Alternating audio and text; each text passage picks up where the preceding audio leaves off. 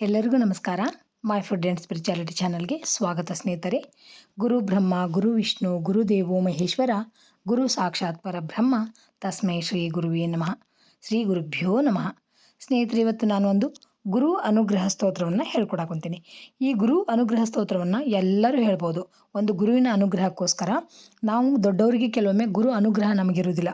ಅಂದ್ರೆ ನಿಮಗೆ ಗುರುಬಲ ಇಲ್ಲ ಅಂತ ಹೇಳ್ತಾರಲ್ಲ, ಅಂಥವ್ರು ಗುರುಬಲ ಇಲ್ದವ್ರಿಗೂ ಈ ಗುರು ಸ್ತೋತ್ರವನ್ನು ಹೇಳ್ಕೊತ ಬಂದ್ರೆ ಗುರುವಿನ ಅನುಗ್ರಹ ಆಗುತ್ತೆ.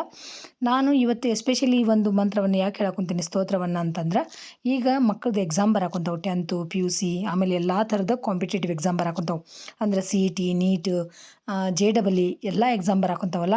ಮಕ್ಕಳು ಎಷ್ಟೇ ಬುದ್ಧಿವಂತರಾಗಿದ್ರೂ ಕೆಲವೊಂದು ಸಾರಿ ಏನಾಗುತ್ತೆ ಅಂದ್ರೆ ಮರ್ತು ಹೋಗ್ಬಿಡ್ತಾರೆ ಓದಿದ್ದನ್ನು. ಆಮೇಲೆ ಕಷ್ಟ ಆಗ್ಬಿಡ್ತೈತಿ ನೆನಪಿಟ್ಕೊಳಕ್ಕೆ. ಹಾಗಾಗಿ ಈ ಸ್ತೋತ್ರವನ್ನು ಕೇವಲ ಪ್ರತಿದಿನ 3 ಸಾರಿ ಹೇಳ್ಕೊತ ಬಂದ್ರಂದ್ರೆ ಆ ಗುರುವಿನ ಒಂದು ಅನುಗ್ರಹದಿಂದ ನಮ್ಗೆ ಭಗವಂತ ಎಲ್ಲ ನೆನಪು ಮಾಡಿಕೊಡ್ತಾನೆ.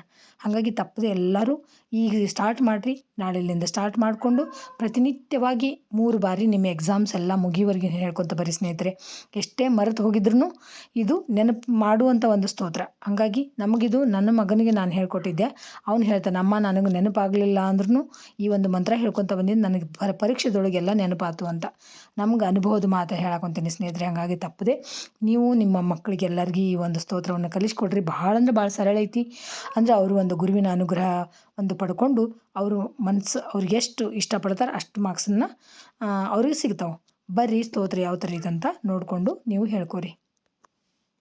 ದೇವನಾಂಚ ಋಷೀಣಾಂಚ ಗುರು ಕಾಂಚನ ಸನ್ನಿಭಂ ಬುದ್ಧಿಮತಂ ತ್ರಿಲೋಕೇಶಂ ತಂ ನಮಾಮಿ ಬೃಹಸ್ಪತಿಂ.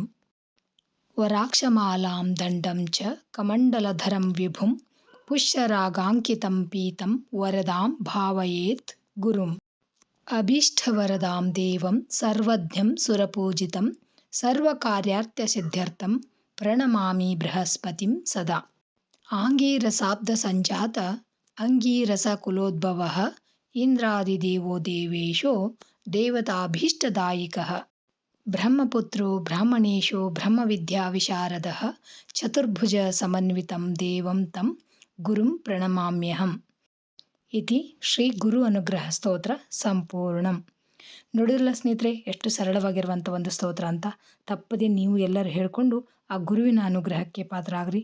Thanks for watching. ಎಲ್ಲರಿಗೂ ನಮಸ್ಕಾರ. ಜೈ ಶ್ರೀ ಕೃಷ್ಣ. ಮತ್ತು ಇನ್ನೊಂದು ವಿಡಿಯೋದೊಳಗೆ ಸಿಗ್ತೀನಂತ.